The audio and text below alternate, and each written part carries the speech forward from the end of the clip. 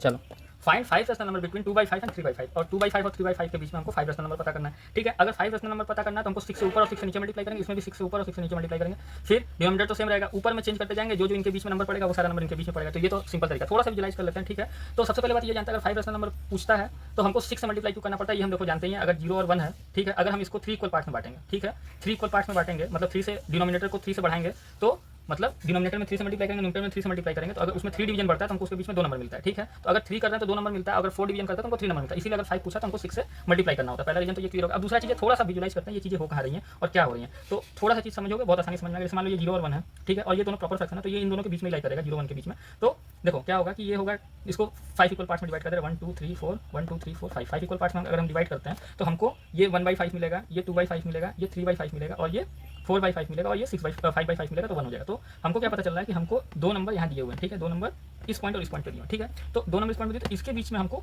6 digit 5 rational number पता करना। 5 rational number पता करना तो हमको इसके बीच में 6 डिवीजन करना होगा। ठीक है, ठीक है, इनके बीच में 6 डिवीजन करना होगा। ठीक, इनके बीच में मैंने 6 डिवीजन कर दिया, तो हमको 6 डिवीजन करना पड़ेगा इन दोनों के बीच में नंबर लाने के। तो 6 डिवीजन करने के लिए क्या करेंगे वो थोड़ा समझते हैं, और उससे पहले समझते हैं कि अगर हम इसमें 6 से मल्टीप्लाई उसमें 6 से मल्टीप्लाई करेंगे तो होगा क्या। ठीक है, थोड़ा सा समझते हैं, उसके बाद हम फिर इसको और अच्छे से सिंपल तरीके में बता दें। तो देखो होगा क्या कि 6 इक्वल पार्ट्स में डिवाइड करना है।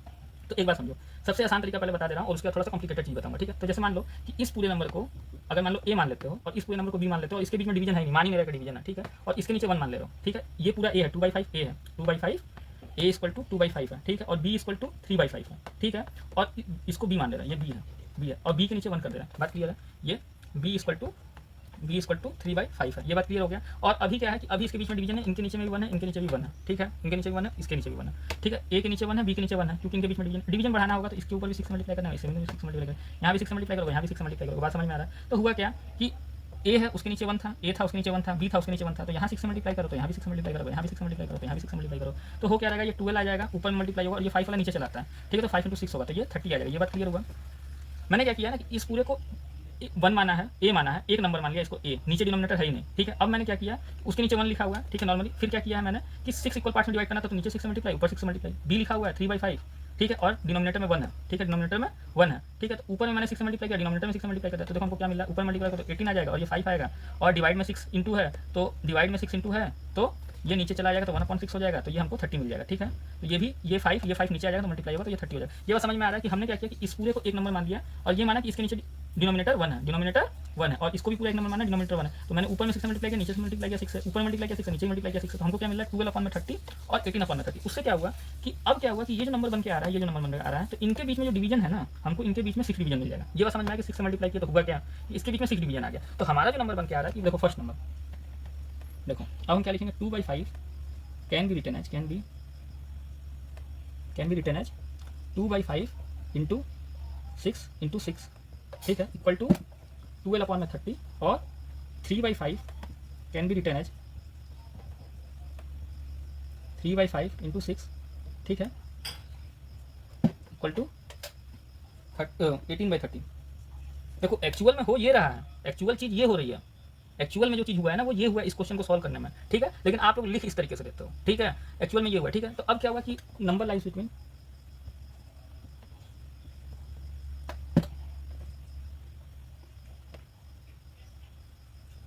12/13 एंड 18/13 आर क्या है, 13/30, 14/30, ठीक है, 15/30, 16/13 और 17/30, 30। ठीक है, अब उसका 18/13, तो ये तो यही नंबर, तो इनके बीच में 1 2 3 4 5 नंबर ये। अब इसको सिंपलेस्ट फॉर्म में लिख दो, 13/30, फिर है 7 से गया 2 से गया तो ये आया 7/15। ठीक है, ये आया 1/2, और ये आ गया 8/15, और ये आ गया 17/30। ये बात क्लियर है। तो ये जो नंबर है ये आंसर है जो हमारा इन दोनों के बीच में आ रहा है। और देखो ठीक है, अब देखो इसको आप बंद कर सकते हो, थोड़ा सा और चीज़ें समझने के लिए हाँ थोड़ा सा डिस्कस कर लेते हैं। ठीक है, तो हम आपको क्या बताएं कि ये पूरा एक नंबर ए जैसा माना गया था, ये पूरा नंबर बी जैसा माना गया था, और इसके बीच में कोई डिवीजन था नहीं, कोई डिवीजन नहीं था, तो डिनोमिनेटर मैंने 1 रखा, डिनोमिनेटर मैंने 1 रखा। ठीक है, क्योंकि 1 ऑटोमेटिकली होता है। तो फिर मैंने क्या किया, ऊपर में 6 और नीचे में 6 मल्टीप्लाई किया, तो डिनोमिनेटर क्या हुआ हमारा, डिनोमिनेटर हमारा 6 हो गया। ठीक है, डिनोमिनेटर हमारा नीचे 6 हो गया, तो मतलब मैंने इसको 6 इक्वल पार्ट्स में डिवाइड कर दिया था। तो हमको क्या मिला था, 6 इक्वल पार्ट में डिवाइड किया तो 5 नंबर इसके बीच में आ गया। तो वो 5 नंबर कैसे हैं वो ये समझ में आया कि ये आ गया, जब मैंने कैलकुलेशन किया तो हमको ये मिला और ये मिला। तो ये हुआ क्या कि अब क्या हुआ कि हो क्या रहा है ये समझते हैं थोड़ा सा, कि अगर ये 12/30 लिखा है, 18/30 लिख रहा है, तो इसका मतलब लॉजिकली हो क्या रहा है 30 का मतलब ये हो रहा है ना कि अब ये जो डिवीजन हुआ है ना, अब अच्छे से और समझो अच्छे से कि हुआ क्या हुआ, ये कि ये जो 0 से 1 है, ये 0 से 1 है। ठीक है, इन 0 से 1 में पहले तो 5 डिवीजन था, ये 5 पार्ट्स में बटा हुआ था।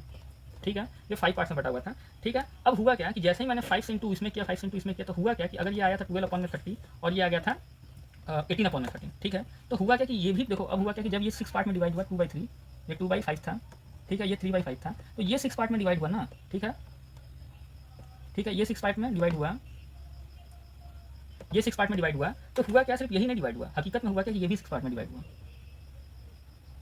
ठीक है, ये भी 6 पार्ट में डिवाइड हुआ। अब 6 पार्ट में डिवाइड हुआ तभी ना क्या होगा कि देखो ये 6/30 होगा, 1/30, 2/30, यहाँ तक आया 6/30, 7/13, 8/13, इस तरह ये आया 12/30, ये आ गया 12/30। अब बात समझ में आया। अब ये क्या हुआ, आगे देखोगे तो क्या होगा, ये आ गया, फिर इसमें 6 जोड़ो तो ये आ गया 18/13। उसी तरह ये देखो 24/13, ठीक है, ठीक है, उसी तरह ये भी क्या हुआ, इसमें 24/30 या 30/30 = 1 आ गया। तो इसका मतलब क्या हुआ कि जैसे ही मैंने इसको चेंज किया 30 में, तो ये अगर इसके रिस्पेक्ट में देखोगे, इस पूरे के बाहर वाले के रिस्पेक्ट में, तो ये भी क्या हुआ, ये 30 के काउंट में चेंज हो गया, ये भी 30 काउंट में चेंज हुआ। इस पूरा अब इसके आगे भी अगर ये नंबर किसी से कंपेयर होगा तो वो 30 के डिवीजन में ही है, ठीक है। अगर कोई चीज़ आगे आ रहा है तो वो ये जो है वो, अब ये देखो ये है 2/5 ही, लेकिन इसको आप लिखोगे 12/30, इसको कट करोगे तो आ ही रहा, लेकिन ये 30 के डिवीजन में लिखोगे तो ये 13 के डिवीजन में लिखा हुआ, और ये 18/30, तो ये 13 के डिवीजन में लिखा हुआ। और जब इसको आप कट कर रहे हो तो ये आ रहा था आपका 3/5 और ये आ रहा था आपका 2/5। तो ये जो लिखा हुआ था ये इस वाले डिवीजन में नहीं लिखा था, ये 5 के डिवीजन में लिखा हुआ था। ये बात क्लियर हुआ कि क्या हुआ है अंदर में, ये पूरा जो है वो पूरा चेंज हुआ है 30 में, और इसके बाहर में सब जगह 30 में चेंज हुआ। अब इसके बाद जो भी कैलकुलेशन होगा 30 में। अब आपको और इंक्रीज करना है तो आप इसको और मल्टीप्लाई करोगे तो इसके बीच में जो डिवीजन होंगे वो बढ़ेंगे, तो उसके रिस्पेक्ट में आगे पीछे सारे डिवीजन बढ़ जाएंगे, उसके रिस्पेक्ट में सारे डिवीजन बढ़ जाएंगे। ये बात क्लियर हुआ कि कैसे चीज़ें चल रही हैं। ऐसे तो आंसर आराम से लिख दोगे, लेकिन हाँ अंदर क्या हो रहा है वो समझना चाहिए। और हाँ ये मैंने जो समझाया था वो भी कई जगह एनालाइज करने में काम आएगा, ठीक है। जैसे मैंने इसको ए बना दिया, इसको भी बना दिया, और उसको मैंने क्या किया, मैंने ये मान लिया कि भाई ये ए है, ये बी है, तो इसके बीच में 1 डिवीजन है, 1 डिवीजन है, तो मैंने क्या किया था कि 6 से ऊपर और नीचे मल्टीप्लाई कर दिया। तो हुआ क्या कि ये ए बी है और इसके बीच में कोई डिवीजन नहीं था, क्योंकि डिवीजन नहीं था, मैंने इसको 1 माना हुआ था, तो डिवीजन नहीं था, फिर इसको मैंने 6 से मल्टीप्लाई किया तो इसके बीच में 6 डिवीजन आ गया, 6 डिवीजन आ गया, तो उसके बाद उसको सॉल्व किया तो उसके बीच में आ गया। तो वो एक लॉजिकल रीजनिंग के साथ मैंने क्या किया कि मैंने एक नंबर को माना और उसको यहीं भी मान लिया, और उसके बीच में सिर्फ इससे बात कर रहा था, और ये पूरा होल बात कर रहा हूँ, ठीक है। तो ये सब चीज़ें थोड़ा समझोगे तो मैथ विजुलाइज और अच्छे से होगी, ठीक है। तो यहाँ ये क्वेश्चन खत्म होता है, और आप सिंपली इसको कर लेना, जिसको नहीं समझना वो मत समझो, ठीक है। लेकिन हो क्या रहा है अंदर वो समझना जरूरी है, ठीक है। चलो।